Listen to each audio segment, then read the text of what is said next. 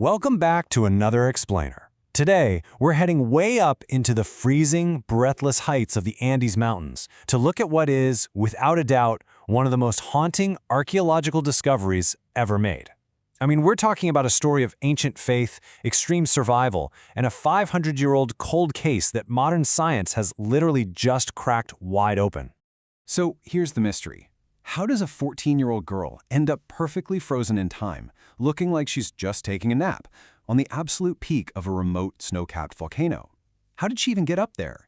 And maybe more importantly, how on earth did her body survive 5 entire centuries without decaying?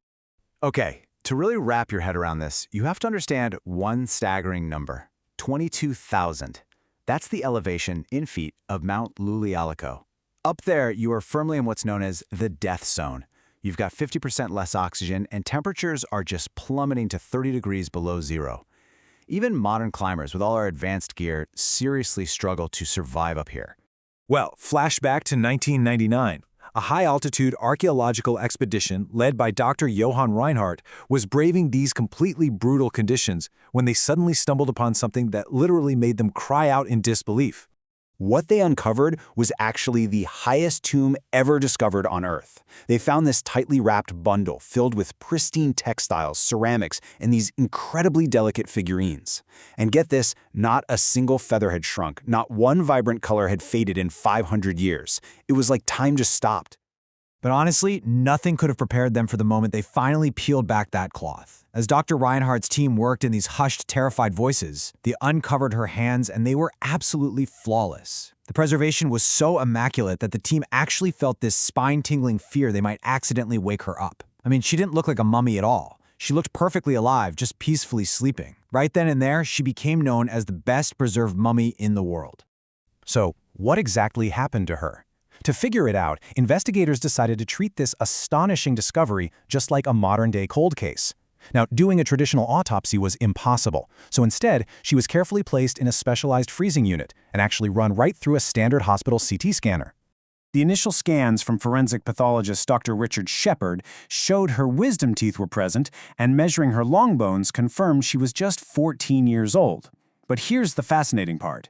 There were absolutely zero bone fractures, no signs of a struggle, no signs of a nasty fall that could explain how she died up there in the death zone.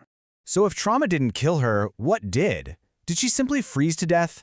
You know, in extreme environments, hypothermia is actually often called the sweet death.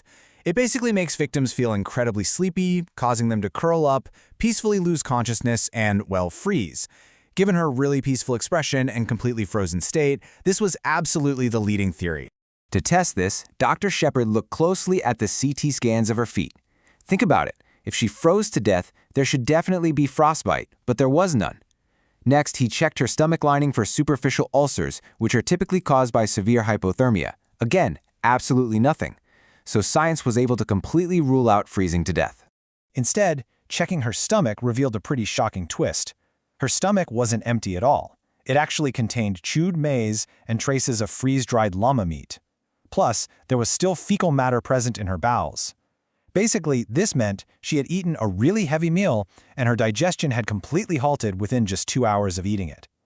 So this girl didn't slowly freeze over time, she met a very sudden, unnatural death right after a meal. Right, so to figure out why she died so suddenly, scientists really needed to know how she lived her final months.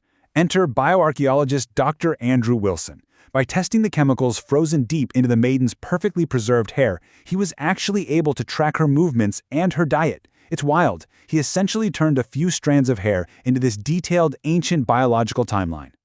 The results were incredible. About 12 months before her death, there's this massive, sharp increase in her consumption of coca. Then, 3 months prior, her diet abruptly shifts to traveler's foods, stuff like maize and jerky. Moving into her final weeks, the coca levels just absolutely skyrocket. And in her final hours, a massive influx of alcohol. Now we're talking specifically about coca leaves and chicha. Coca was traditionally chewed to combat altitude sickness, while chicha was this really potent, ritualistic corn beer. Back in the Inca Empire, these things were strictly reserved for elites or deeply spiritual circles. So this tells us 2 things, for sure. The maiden was incredibly important, and by the end, she was heavily intoxicated.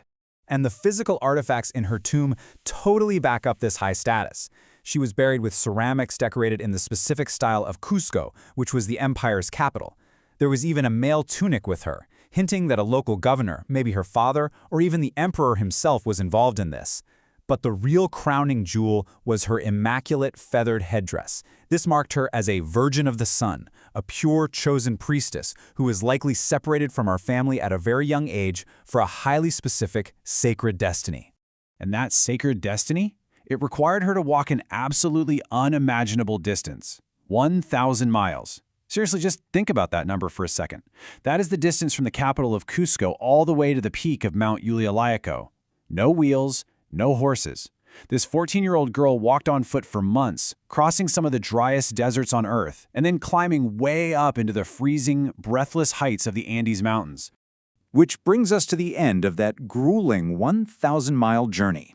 When she finally reached that 22,000-foot summit, she wasn't just there to worship and head back home. Sadly, she was the final sacred offering. Now, it's absolutely crucial that we look at this through a neutral, historical lens, because we're dealing with two wildly different cultural perspectives here. The modern Western view tends to see this strictly as human sacrifice, the tragic, violent murder of a child. But to understand this, we really have to look at the Inca view. To the Inca, they didn't even have a word for sacrifice. It was an offering. Giving a pure child to the gods was seen as the ultimate expression of gratitude to Mother Earth. It was considered an incredible honor that would immortalize the child forever. In their eyes, they weren't committing a crime at all. They were sending an ambassador straight to the divine. So picture this. On that final, freezing morning, which was likely timed perfectly with the December 21st solstice sunrise, the priest prepared her. She was heavily sedated with the chicha beer and coca leaves.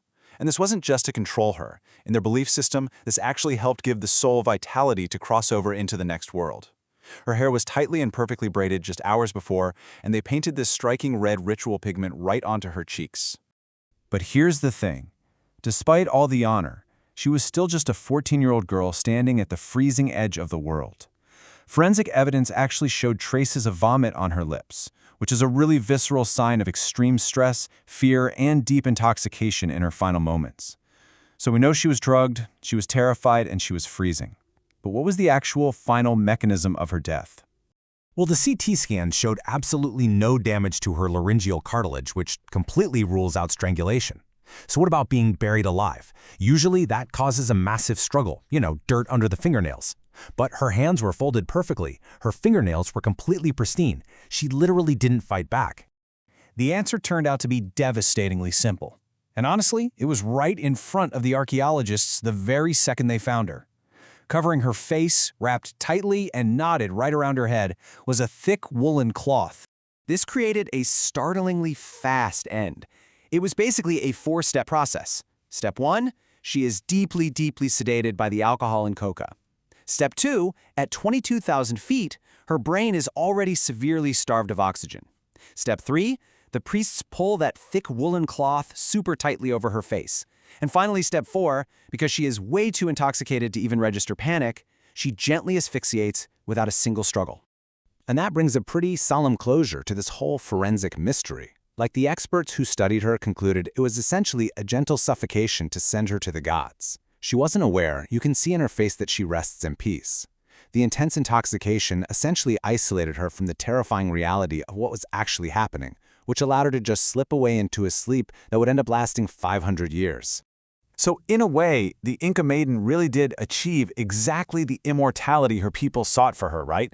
Her story has been perfectly preserved in the ice. But looking at her today, so perfectly frozen in time, you kind of have to wonder, as our scientific tools keep getting sharper and sharper, what other secrets does her frozen silence still have left to teach us?